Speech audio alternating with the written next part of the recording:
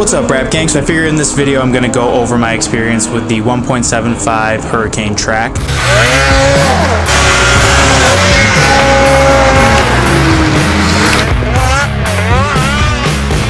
I ran it on my 2021 Renegade XRS and my 2022 Lynx Rave RE.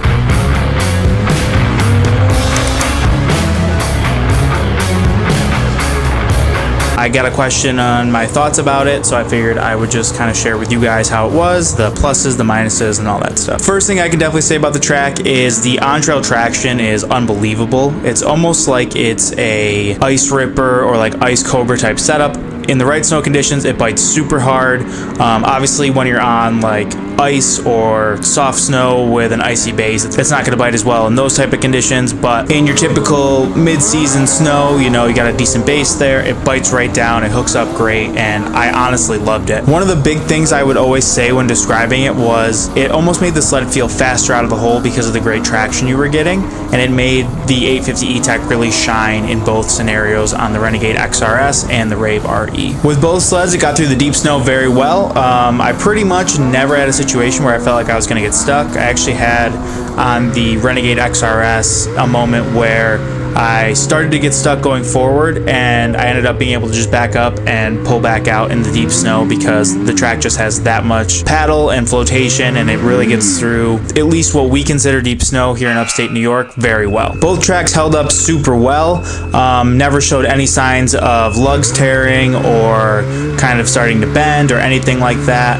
I put over 1,000 miles on my Renegade with that track, and then I put 750 on my Lynx with that track. So in both scenarios, I did some road riding. You know, I did really crappy conditions, like when I first rode my Lynx. I did really good conditions. I got it in the powder. You know, I would go in like the deeper areas and go off like knolls and stuff that, you know, underneath, who knows what that is. So in all scenarios, the track held up great, and I definitely felt super confident. I know that's kind of a big thing, being a 1.75 inch track.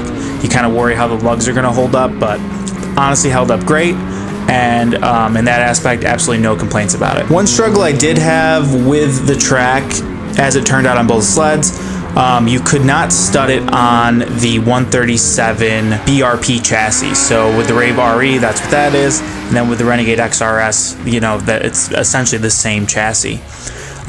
With the Renegade XRS, I left my tunnel protectors in when I got the sled, and as the track loosened up a little bit, it started to contact the tunnel protector. I noticed it a little when the sled was new, but like I said, as the track loosened up from wear and I hadn't gotten a chance to tighten it yet, it did it a lot more, especially in reverse. I noticed when I was backing the sled up, I could really hear the paddles flapping against the tunnel protector. When I got the Rave RE, those sleds were having issues with the 1.5 ice ripper contacting the tunnel protectors, and so based on that, when I got it put in, Bibbins was like, chances are the 1.75 is going to hit, and they checked, and it would. So I ended up having to take the tunnel protector out of both sleds. Losing the ability to stud it was definitely kind of a drawback in my opinion.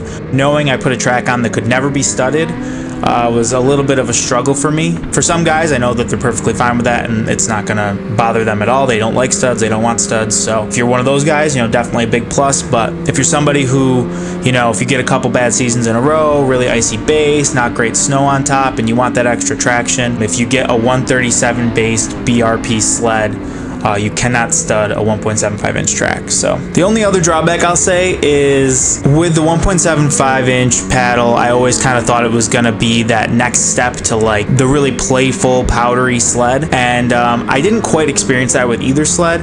It still made the sled a lot of fun. I could get through deep snow. I was able to like boondock, play around, do all that stuff, but it didn't make it do like powder wheelies or anything like that. So if you're the type of person that's buying this track exclusively for that goal, you probably should go a little bit bigger paddle wise, or you're most likely going to have to do some changes to your suspension setup to kind of make it more happy to lift the skis and the powder. I know there's a setup in the manual with the Rave RE to make it do that, but for me, I just really liked how that sled handled on trail. I didn't really want to lose its capability on trail to, you know, make it wheelie in lake effect snow, which really was the only time that the Rave RE wasn't as playful in kind of like hero snow or in, you know, 6 inches of crusty snow, the track really could get up on top of it and lift the skis. You know, it made a playful sled even more playful. But on the Renegade XRS, it really didn't lift the skis at all in the powder.